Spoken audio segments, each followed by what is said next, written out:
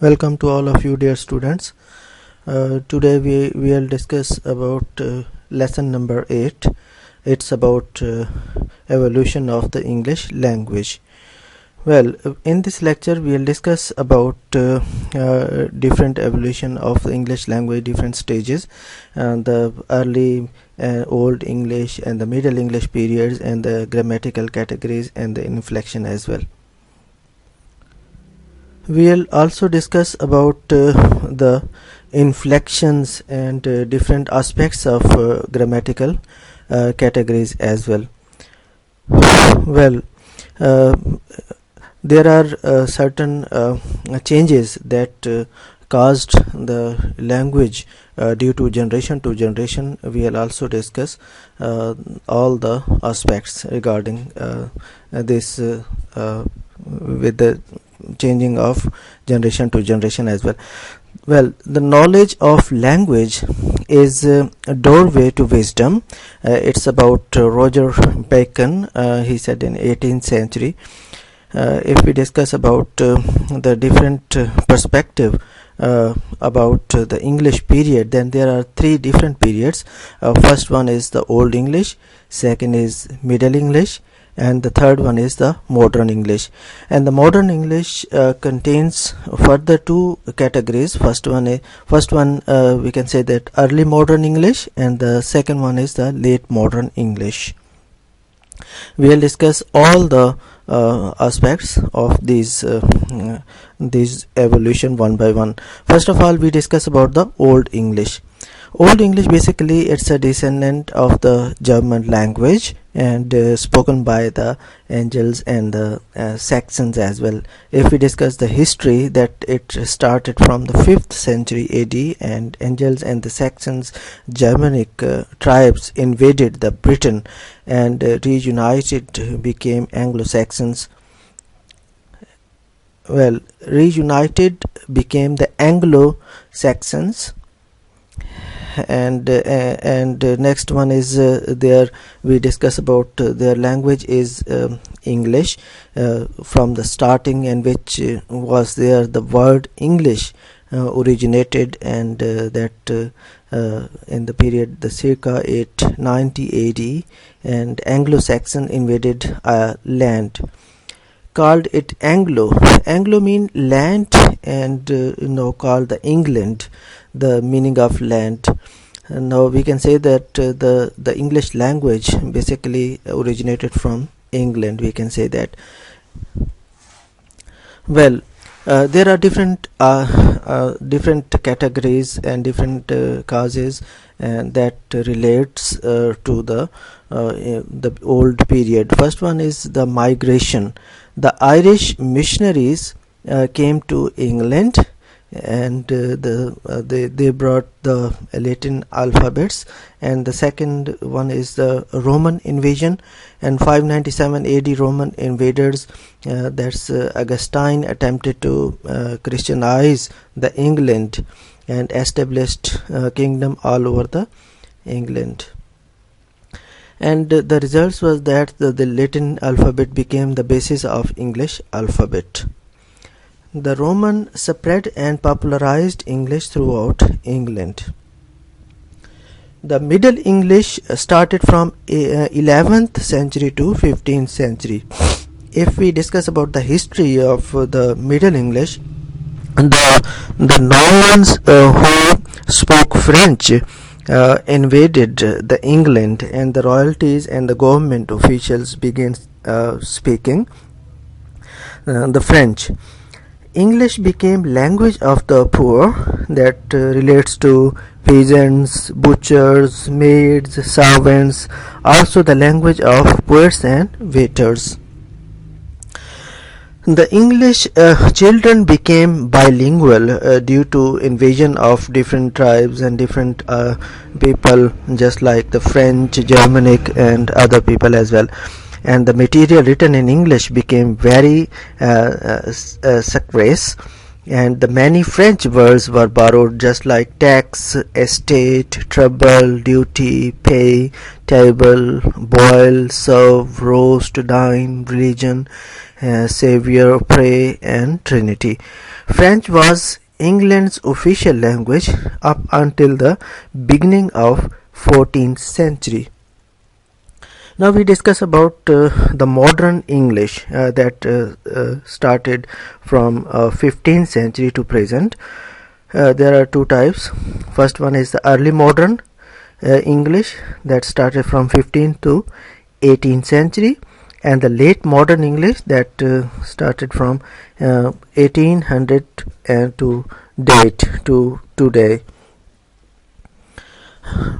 If we talk about the modern English, then definitely there are different evaluations. The first one is the Great Wall shift, and happened between 14th century to 15th century, sudden and the major change how walls are pronounced. And for example, the word I is pronounced I, and there are so many other words as well. Well, the changes and the difficulties in English language and the evolution of English language as well. The many English words are not pronounced as they used to be. A person born in 14th century have difficulty understanding a person from the 15th century.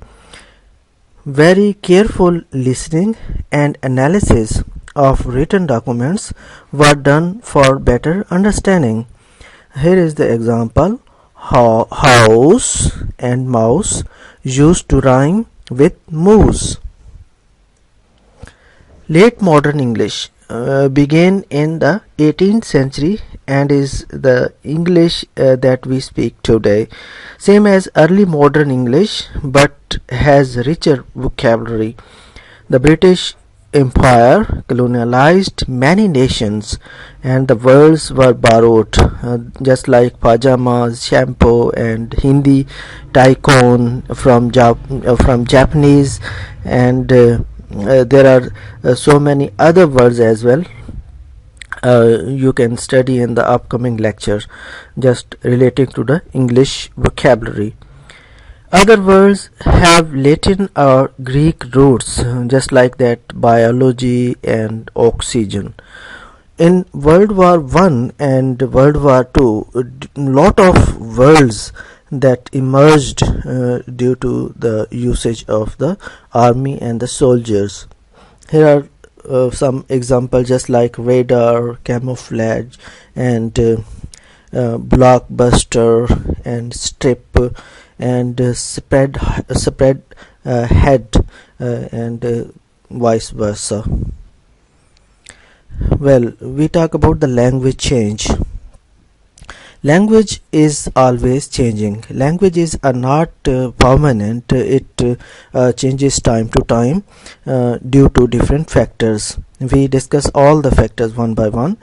There are causes of language, that is basically it theorized. There are three main categories of language change, namely the internal change, geographical separation, and borrowing.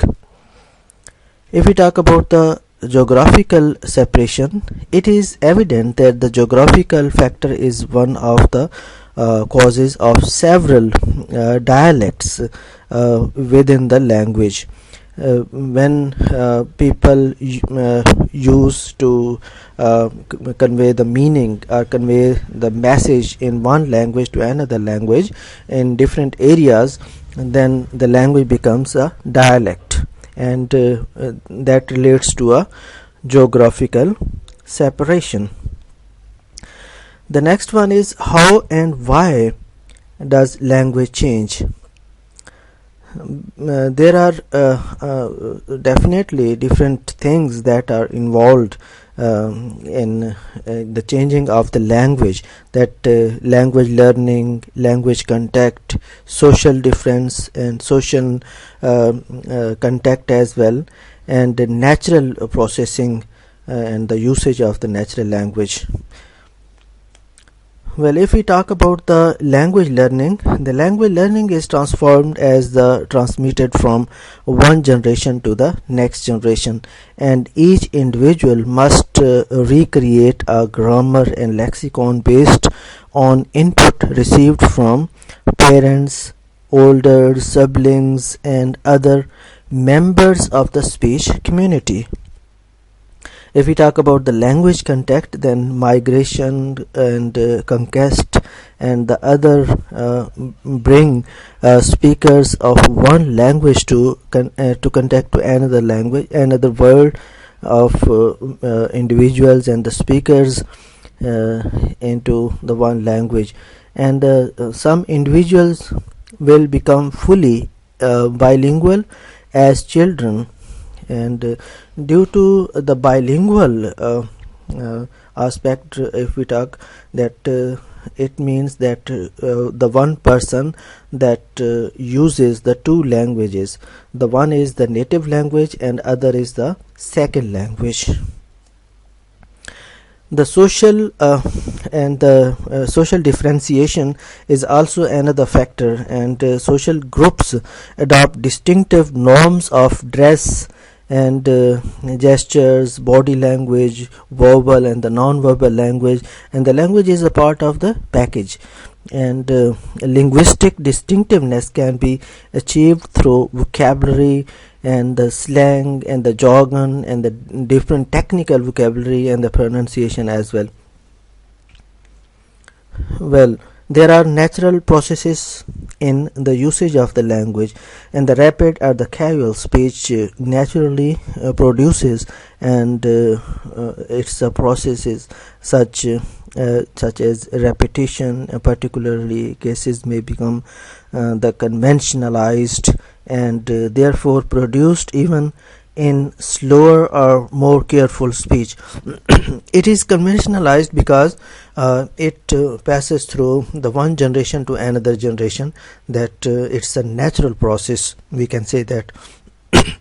That the changes in Old English, that the Old English definitely is a totally different from the modern English, and changes occurred in different words, just like mine, sight, me, meet, and mate, and ours. You can also see in the PPT slides that that will be given to you. Well, there are grammatical categories as well. It is the system of expressing generalized grammatical meaning of means of pragmatic and paradigmatic correlation of the grammatical forms. If we talk about the grammatical category, is generally represented at least two grammatical forms, otherwise it cannot exist, singular and the plural.